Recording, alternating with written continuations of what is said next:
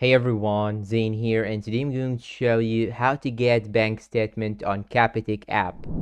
Now the first thing you should do is to simply make sure that you have the Capitec application updated to the last version. Then after that, open the application on your phone. Then here you will find in the home page all your accounts. You just have to pick any account of those in order to make the statement for it. So I'm gonna choose savings account, and after that you should click on these three vertical dots on the top right corner. Once you click on it, it will show you here this page. You will have to click on email statement. Then they will ask you if you want to make this statement for the last 30 days, the last 90 days, or choose date range up to 90 days. So anything that is before 90 days from today, it will not be accessible to you to have a statement for it. After choosing one of these three options, you should enter your email address, then click on send. Once they approve your request, they'll send you a PDF containing the account statement. It will be displayed just like so. Then what you should do is to simply